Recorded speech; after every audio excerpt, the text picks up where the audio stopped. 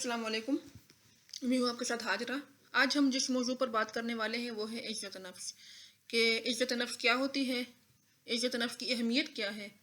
اور کیا فیکٹرز ہوتے ہیں، کون سے عوامل ہوتے ہیں جو کہ عزت نفس کو بڑھانے میں اہم کردار ادا کرتے ہیں۔ تو عزت نفس کی طرف آنے سے پہلے سب سے پہلے ہم یہ جان لیں کہ ہر انسان کی ایک حقیقی نفس ہوتا ہے اور ایک اس کا تصوراتی نفس ہوتا ہے یا مثالی نفس، یعنی کہ ایک اس کا ایکچول سیلف ہوتا ہے اور ایک اس کا آئیڈیلائز سیلف ہوتا ہے۔ اب ایکچول سیلف کیا ہے؟ ایکچول سیلف یہ ہے کہ ابھی موجودہ وقت میں وہ جن خصوصیات کا حامل ہے اس کا نفس، اس میں اس کی جسمانی، ذہنی، نفسیاتی، معاشرتی خصوصیات شامل ہیں، اور مثالی طور پر یا تصوراتی طور پر وہ اپنے آپ کو کہاں دیکھنا چاہتا ہے، یہ اس کا آئیڈیلائز سیلف ہو جاتا ہے۔ ٹھیک ہے، یعنی کہ ہر انسان کے ذہن میں ایک نہ ایک آئیڈیلائز یا مثالی خاکہ موجود ہوتا ہے جہاں تک وہ انسان پہنچنا چاہتا ہے۔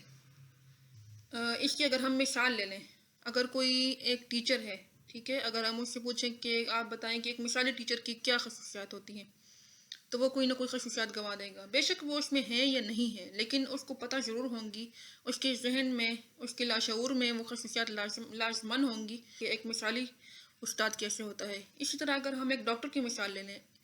اس سے اگر ہم پوچھیں کہ ایک مثالی ڈاکٹر کیسا ہونا چاہیے، تو وہ اپنے ذہن میں موجود خصوصیات کو بتا دے گا نمبر شمار کر کے کہ یہ اس کی خصوصیات ہیں۔ لازمی نہیں کہ اس میں وہ ہو سکتے کچھ اس میں ہوں اور کچھ اس میں نہ ہوں اور وہ اس کی طرف پہنچنا چاہتا ہو۔ تو یہ کہ اب یہ جو اس کا جو موجودہ نفس ہے، حقیقی نفس، اور جو اس کا تصوراتی یا مثالی نفس ہے، تو ان دونوں کے بیچ میں جو فاصلہ آتا ہے وہ فاصلہ عزت نفس کی طاقت کے بل بوتے پر طے ہوتا ہے۔ اگر کسی شخص کی عزت نفس اچھی ہو، اس میں طاقت زیادہ ہو، تو وہ آئیڈیلائز سیلف کی طرف پہنچنے کے لیے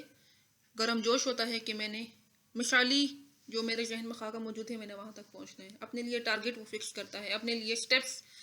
وہ گول بناتا ہے اپنے لیے کہ یہ میرا گول ہے اور یہ میں یہاں تک پہنچنا چاہتا ہوں، کام کرتا ہے اس کے لیے، اس کی ہمت ہوتی ہے، ول پاور اپنی وہ یوز کرتا ہے اس کے لیے۔ لیکن اس کے برعکس اگر ایک انسان کی عزت نفس بہت کم ہے، بہت زیادہ کم، وہاں تک پہنچنے کے لیے اس کے اندر ہمت نہیں ہوگی،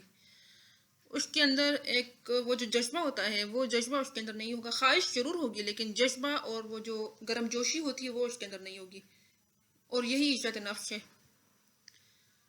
تو اب اگر ہم بات کریں کہ یہ عزت نفس، یہ جوش اور یہ ولولہ کدھر سے آتا ہے، یہ ہمت کہاں سے آتی ہے، تو ان میں جو سب سے جو اہم وجہ ہے، اس انسان کو اس کے قریبی رشتہ داروں سے یا اس سے جڑے جو رشتے ہیں ان سے اس کو کتنی اہمیت ملی ہے، ان سے اس کو کتنی اپریسیشن ملی ہے، ان سے اس کو کتنی ایکسیپٹنس ملی ہے، اور کتنا اس کو پازیٹیو ریگارڈ ملا ہے، کتنا اس کو انکنڈیشنل پازیٹیو ریگارڈ ملا ہے۔ ایک انسان موٹیویٹڈ اور اچھا جملہ سننے پر اس کی عزت نفس بڑھ جاتی ہے۔ جو انسان روزانہ اپنے قریبی رشتوں سے ایک اچھا جملہ سنتا ہے، ایک پازیٹیو جملہ سنتا ہے، اس میں کچھ کرنے کی ہمت کا لیول کہیں اور ہوتا ہے۔ اس کے برعکس اگر ایک اور انسان ہے جو کہ اپنے قریبی رشتہ داروں سے، جس میں اس کے ماں باپ بہن بھائی بھی شامل ہیں، اس کے دوست احباب بھی شامل ہیں، اگر ان سے صرف تنقید کا وہ سامنا کرے، شک کا وہ سامنا کرے، تو اس کی عزت نفس کہیں اور ہوگی، اس کے ذہن میں منفی سوچیں زیادہ ہوں گی، اس میں کچھ کرنے کا جذبہ نہیں ہوگا، بہت زیادہ کم ہوگا۔ تو کیا بات واضح ہوئی کہ ایک انسان کو جتنی آپ اس کی تکریم کریں گے، جتنی اس کی آپ عزت کریں گے، ہر انسان کی ایک عزت ہوتی ہے، جب ہم دوسرے انسان کی عزت کرتے ہیں تو اس کی عزت نفس بڑھ جاتی ہے۔ تو اس کے لیے بہت لازمی ہے کہ آپ دوسرے انسان کے ساتھ اخلاق کے ساتھ پیش آئیں، نرمی کے ساتھ پیش آئیں،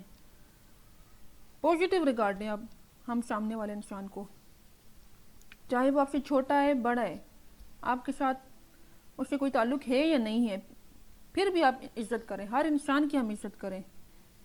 حدیث شریف کا مفہوم ہے المسلم من سلم المسلمون من لسانہ و یدہ،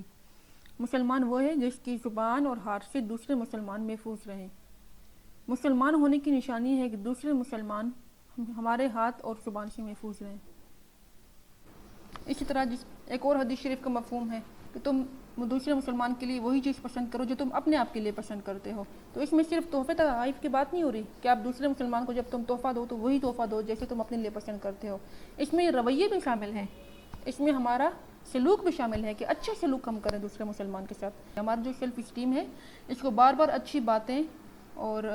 آگے بڑھانے والی باتیں سننے کی اس کو نیڈ ہوتی ہے, اس کو انجیکشن لگانے پڑتے ہیں موٹیویشن کے, حوصلہ افزائی کے, حوصلہ افزائی کرنی پڑتی ہے. سیلف اسٹیم حوصلہ افزائی سے آگے بڑھتی ہے.